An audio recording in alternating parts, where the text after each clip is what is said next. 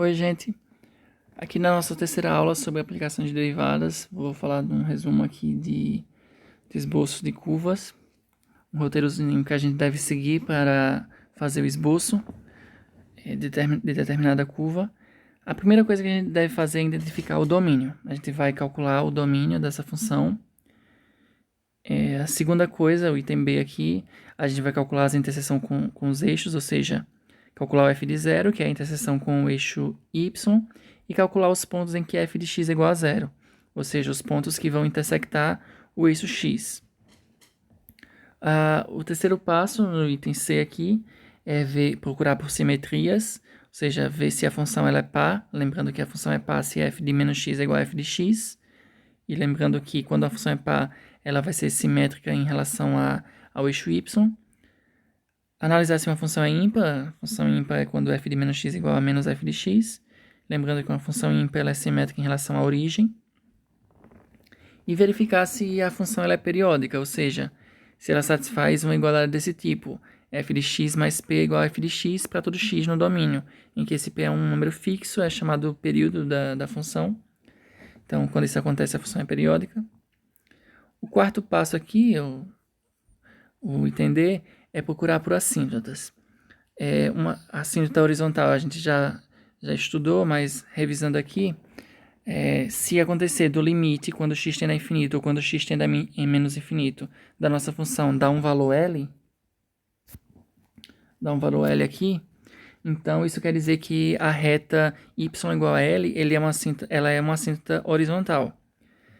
E agora, se a gente calcular o limite quando x tende a mais ou a menos, e esse valor desse limite dá mais ou menos infinito, então quer dizer que esse ponto A, o x igual a, é uma assíntota horizontal agora. Então, essa é a diferença de assíntota horizontal e vertical. Na verdade, aqui é vertical, né? É uma assíntota vertical. Tá. E temos as assíntotas oblíquas.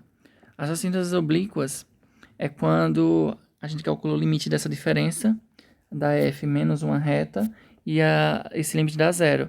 Então, quando isso acontece, dizemos que essa reta ela é uma assíntota oblíqua da nossa função. Temos agora os intervalos de crescimento ou decrescimento. Então, lembrando lá, né, que o teste do crescimento e decrescimento, ele diz que a gente deve analisar o sinal da primeira derivada. Aí, se a derivada for positiva, a função é crescente no intervalo. E se a derivada é negativa, a função é decrescente no intervalo. Temos agora os valores máximos e mínimos. A gente usa o teste da primeira derivada, né, porque a gente encontra os números críticos. E a partir daí, a gente verifica se o sinal da derivada ele muda nesses valores críticos. E se mudar de negativo para positivo é um mínimo local, se mudar de positivo para negativo é um máximo local. Temos a concavidade e pontos de inflexão, a gente procura também. E para isso a gente precisa da segunda derivada, né? Aí, com a segunda derivada, a gente vê o sinal da segunda derivada. Se for positivo, concavidade para cima. Se for negativo, concavidade para baixo. E a gente olha também os pontos de inflexão. São os pontos em que o sinal a concavidade, na verdade, muda de cima para baixo ou baixo para cima. Então, são os pontos de inflexão. E, por fim, com todas as informações, a gente vai e faz o esboço da curva, juntando todas as informações no gráfico da função. Então, vamos lá fazer cada um desses passos para calcular o gráfico dessa função aí, y. Tá. Então, a primeira coisa a se fazer é calcular o domínio da f. Aqui o domínio da f, dessa nossa f, vai ser, como tem uma fração aí, vai ser os pontos em que o denominador é diferente de zero, né? Então, a gente calcula aqui onde é que é zero, ou seja, quando x ao quadrado menos 1 igual a zero. Então, isso quer dizer que x ao quadrado igual a 1, ou seja, x igual a mais ou menos 1, né? Então, nesses dois pontos, a função não está definida. Então, isso quer dizer que meu domínio é todo R menos esses dois pontos aí em que anula o denominador, né? Menos 1 e 1. Então, está aí calculado o domínio. Lembrando que isso aqui é o item A, né? Então, o item B, a gente calcula as interseções com os eixos, né? Então, calculando aqui as interseções com os eixos, é calculando o y de 0.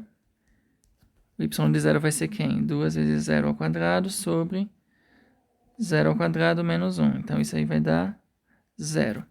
Então, temos aqui o ponto 0 e 0, que a função passa por esse ponto, ou seja, ela passa pela origem. E a gente faz também resolve o y de x igual a 0, ou seja, 2x ao quadrado sobre x quadrado menos 1 igual a 0. Isso implica que 2x ao quadrado igual a 0, então x igual a 0. Que é o mesmo ponto que a gente já calculou, né? Que é o 0 e 0. Então, a gente só tem esse ponto aí, esse ponto cortando nos eixos, né? O 0, 0. Então, essa função só corta os eixos x e y nesse ponto.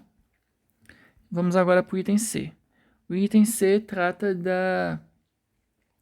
das simetrias, né? Então, a gente vai verificar se essa função ela é par ou ímpar.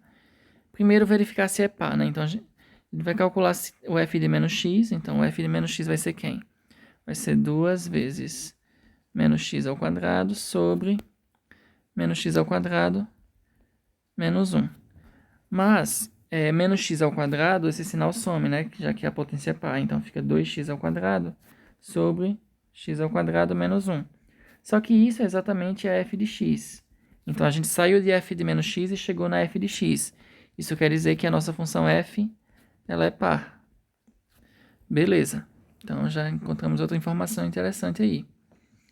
A próxima informação é sobre as assíntotas, certo? Então, a gente tem, só reescrevendo aqui, a gente tem aqui a função f de x é 2x ao quadrado sobre x ao quadrado menos 1. Então, a primeira assíntota vertical, né? Vertical é quando o x tende a alguma coisa e esse valor dá para infinito. Então, se a gente calcular aqui o limite, geralmente a gente tenta fazer esse x tender aos pontos em que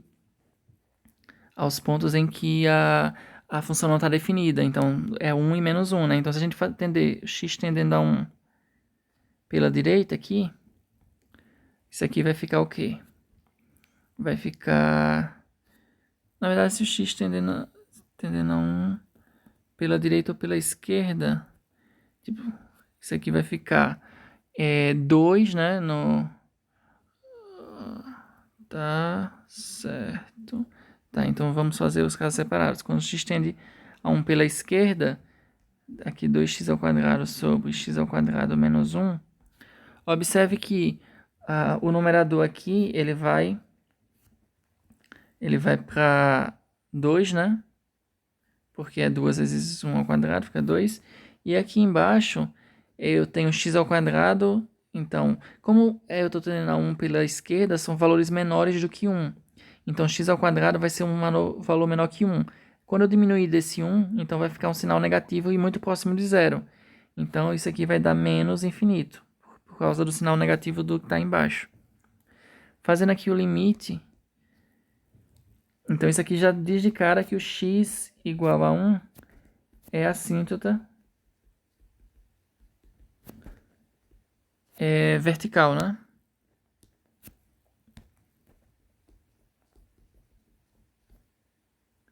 Vertical. Fazendo o limite quando x tende a 1 mais agora, 2x ao quadrado sobre x ao quadrado menos 1. Aqui agora está um pouquinho diferente, porque em cima, novamente, isso aqui vai para 2. Só que embaixo, x ao quadrado, como 1 é maior do que 1, eu estou se aproximando do 1 por valores maiores que 1, então esse x ao quadrado é maior que 1. Então, x ao quadrado menos 1, isso aqui vai ser positivo. Não como era antes negativo, né? Então, vai ficar mais infinito. Então, tem essa diferença, só que eu não preciso repetir que x é igual a 1 é assíntota vertical, né? E temos no menos 1 também, né? No limite, quando x tende a menos 1, mais da 2x ao quadrado sobre x ao quadrado menos 1. Isso aqui é a análise igual que a gente faz ali. A gente consegue ver que isso daqui, agora quando o x tende a 1 por valores maiores do que 1, quando eleva ao quadrado, maiores que menos 1, em módulo vai ser menor que 1. Então, quando eleva ao quadrado, fica menor que 1. Então, isso aqui vai ser menos infinito. E o limite, quando x tende a menos 1 menos de 2x ao quadrado sobre x ao quadrado menos 1, isso aqui vai ser mais infinito. Então, a gente obtém daqui que o x igual a menos 1 é assíntota vertical também. Certo. Então, o próximo passo aqui, já as assíntotas verticais.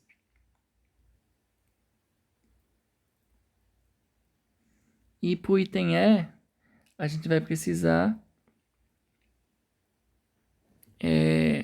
o item E, a gente vai fazer o teste da primeira derivada, então a gente vai precisar calcular a derivada, né? F' de x. Usando a regra do quociente aqui, vai ser a derivada do primeiro aqui, que é 4x, vezes o segundo, menos o primeiro, que é 2x ao quadrado, vezes a derivada do segundo, que é 2x. Tudo isso dividido pelo segundo ao quadrado, né? X ao quadrado menos 1 ao quadrado. Organizando isso aqui, vai ficar 4x ao cubo menos 4x menos 4x ao cubo sobre x ao quadrado menos 1 ao quadrado. Isso aqui vai cortar, vai ficar só menos 4x sobre x ao quadrado menos 1 ao quadrado. Tá. Então, para fazer a análise aqui do nosso sinal, a f' de x é menor que 0 quando o x for negativo, quando o x for positivo, né? Então, vai ser no intervalo de menos quando o x for positivo, que é no intervalo de 0 a 1, união com 1 a infinito. Aqui observe que eu não botei de 0 a infinito, porque o 1 não está no domínio, então eu tenho que fazer esse pulo aí do 1. E o f' de x vai ser positivo quando o x for negativo, né? Então, vai ser no intervalo menos infinito a menos 1, unido com menos 1 a 0, né? Novamente eu pulei menos 1, que não está no domínio da f. Então, eu tenho aí que a f é decrescente em 0 a 1, união com 1 a infinito. E a f é crescente nesses outros intervalos, menos infinito a menos 1, união com menos 1 a 0. Agora o próximo item aqui,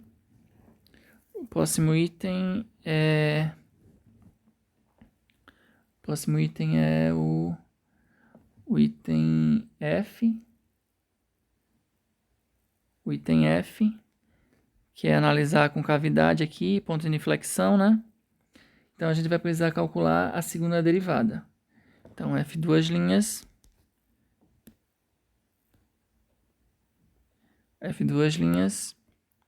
vai ser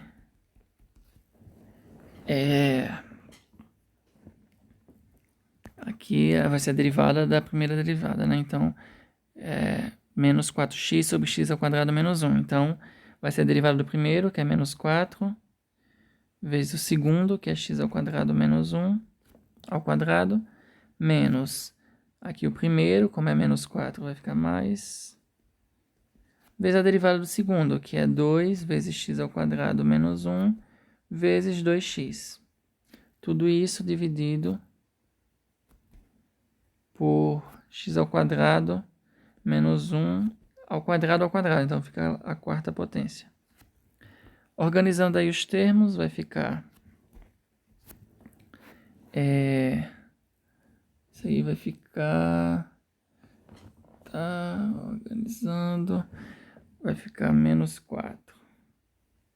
X ao quadrado. Aí vai ficar mais. Aqui dá 2x ao quadrado vezes 4. Dá 8x ao quadrado. Aqui é x à quarta.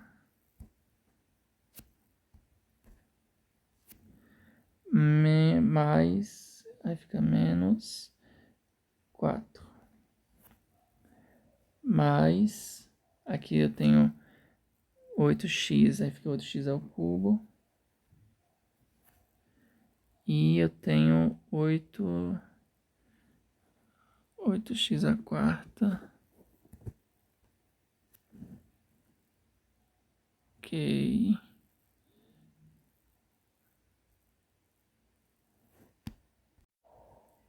Melhor, fazendo uma fatoração aqui para simplificar. Observe que o x ao quadrado menos 1 é fator em todas as parcelas aí, né? Então a gente pode simplificar por x ao quadrado menos 1.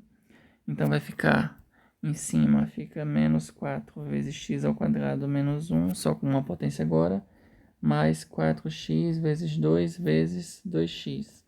Tudo isso dividido por x ao quadrado menos 1, a terceira potência. Então, resolvendo agora o de cima, fica menos 4x ao quadrado mais 4, mais isso aqui vai ficar 16x ao quadrado. Tudo sobre x ao quadrado menos 1 ao cubo. Isso aqui vai ser igual a... fatorando isso aqui, vai ficar... na verdade, somando aqui vai ficar 12x ao quadrado mais 4. 2x ao quadrado mais 4.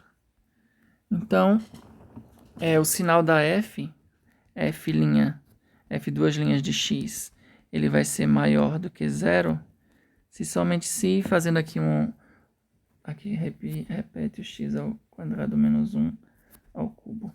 Então, observe que o numerador é sempre positivo, né? Porque tem esse x ao quadrado aí, ele nunca vai ficar negativo.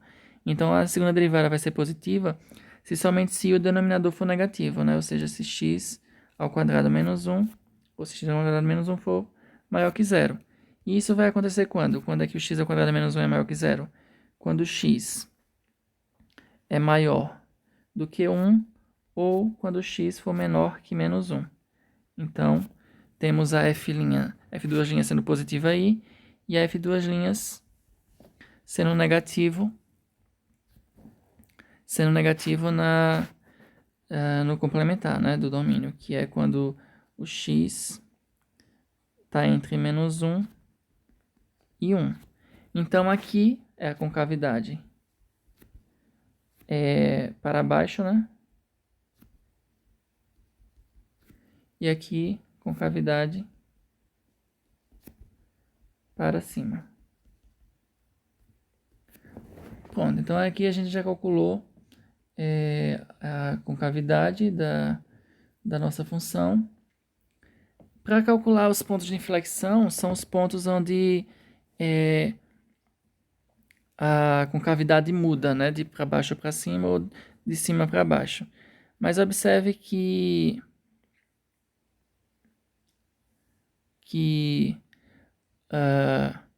antes do 1, a concavidade era para cima. E aqui, agora sobre os pontos de inflexão, os candidatos a pontos de inflexão seriam o menos 1 e 1, né? Só que eles não estão no domínio, então eles não podem ser pontos de inflexão. Então, neste caso, não temos pontos de inflexão. Então, vamos usar todas as informações para calcular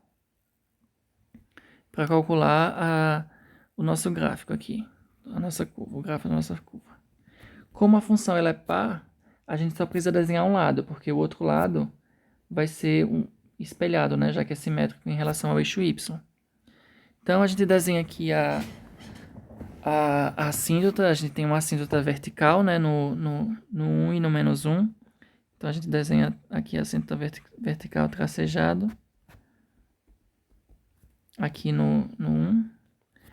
Aí, a gente sabe, olhando os limites aqui, Quando x tende a 1 mais, vai ser mais infinito.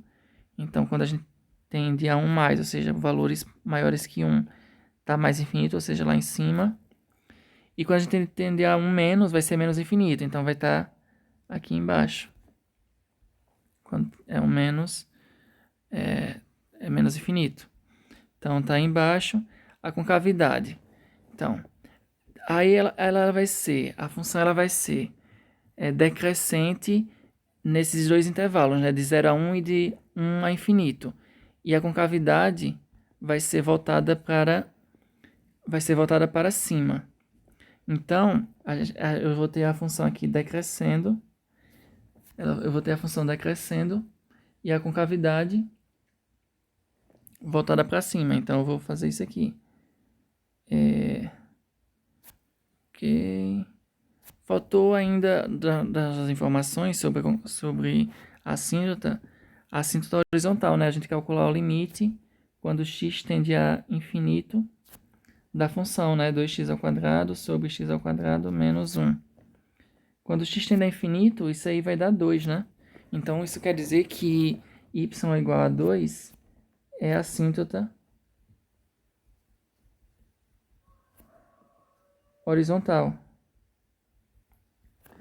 Então, desenhando aqui o y igual a 2 aqui, então, fazendo essa figura aqui.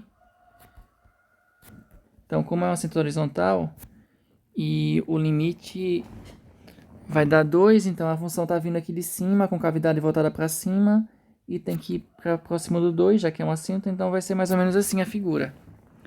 E a mesma coisa acontece aqui nessa outra parte. Eu sei que ela começa aqui embaixo, já que o limite, quando se estender a 1 menos, é menos infinito, e a concavidade aqui, nesse pedaço de 0 a 1, é voltada para baixo também, e o limite aqui, e ele passa pelo 1, né? Então, vai vir até o 0 aqui. Pronto. Tá aí desenhada a primeira parte. Só que a segunda parte, como a função é par, vai ser só o espelho, vai ser simétrico. Então, eu desenho aqui o menos 1. Então, essa parte tem que ser bem espelhada, então tem que ser assim. E a segunda parte tem que ser assim para ficar espelhado. Então, esse é o gráfico da nossa função. E agora dá para fazer também. Deixa eu ver. Eu não vou passar um outro exemplo, agora eu vou pular para o próximo assunto, que é primitivas, mas esse tipo de questão que eu acabei de fazer é só seguir todos os passos e desenhar a figura que vão conseguir. Então, falando agora, mudando de assunto, falando de primitivas, uma função ela vai ser uma primitiva de uma outra função, uma função f grande vai ser uma primitiva da função f, se a derivada dessa função f grande for igual à função fzinha pequena. Então, temos aqui o primeiro teorema, uma função f é primitiva de uma fzinha no intervalo.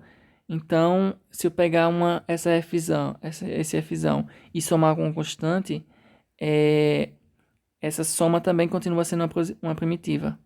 Então, se a gente acha uma primitiva, a gente acha uma família de primitivas, né? Já que basta somar uma constante que continua sendo uma primitiva. Então, uns exemplos aqui. Eu quero encontrar a primitiva mais geral em cada uma das funções. A primeira função é f igual a seno de x. Então, a f grande tem que ser quem? Tem que ser menos o cosseno de x.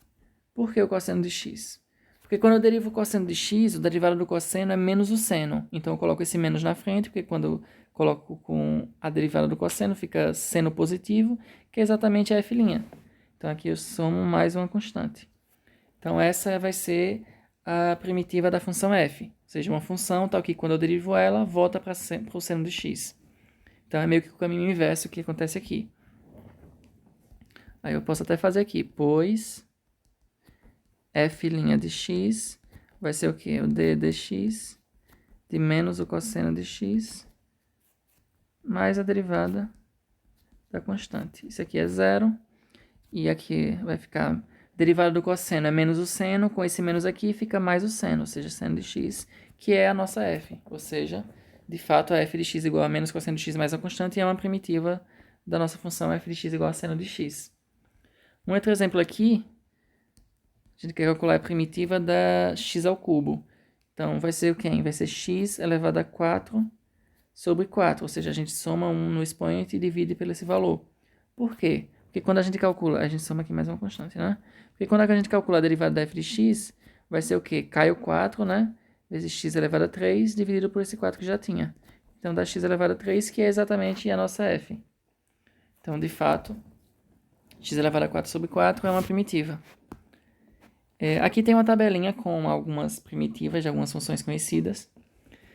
Por exemplo, se a gente tem uma função c vezes f de x, a primitiva vai ser c vezes a primitiva da f, ou seja, vai ser só um múltiplo da primitiva. Se eu tenho uma soma de funções, a primitiva dessa soma vai ser a soma das primitivas. Se eu tenho uma potência do x, quando a potência é diferente de menos 1, então a primitiva vai ser x elevado a n mais 1 sobre n mais 1, foi um caso particular que eu acabei de fazer aí acima. A função 1 sobre x, a primitiva vai ser o ln de x, porque quando eu derivo o ln de x, do módulo no caso, vai ser 1 sobre x. A primitiva da exponencial vai ser a própria exponencial. A primitiva do cosseno é o seno, já que quando eu derivo o seno dá o cosseno. A primitiva do seno é o menos o cosseno, como a gente acabou de ver. E aí tem vários outros exemplos, secante de x vezes tangente de x, e assim vai. Então, a questão de calcular a primitiva é você encontrar uma função, de tal forma que quando você deriva essa função, volta para a função inicial que você tinha. Aqui temos, para finalizar, um exemplo para encontrar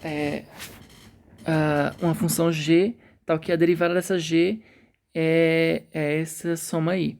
Então, o que é que eu preciso fazer? Encontrar a primitiva dessa soma. Então, a g de x vai ser a primitiva dessa soma aí. Então, vai ser que 4 vezes uma primitiva do seno é menos o cosseno, né? Como a gente já acabou de ver. Mas, antes desse passo, eu vou até fazer essa conta aqui, para ficar mais fácil. 2x ao quinto dividido por x fica 2x à quarta, menos, e aqui fica x elevado a menos 1 meio. Beleza. Então, aqui a primitiva disso aqui vai ser menos 4 cosseno de x. A primitiva de 2x à quarta vai ser 2 vezes x à quinta sobre 5, menos, e a primitiva aqui da x elevado a menos 1 meio vai ser x elevado a 1 meio sobre 1 meio. Isso aqui a gente pode organizar, fica menos 4 cosseno de x mais 2 quintos x elevado a 5 menos 2 x elevado a 1 meio. E aqui a gente soma mais a constante, né, que vai ser a primitiva mais geral. Então é esse tipo de raciocínio que a gente tem de fazer. E agora sim, para finalizar, temos um exemplo aqui de aplicação à física.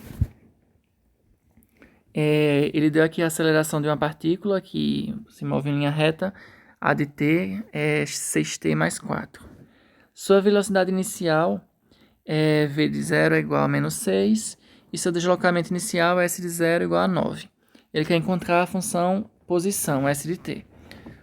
Lembrando que quando a gente tinha s de t, para encontrar a velocidade, a gente derivava. E para dar a derivada da velocidade para encontrar a aceleração, a gente derivava novamente.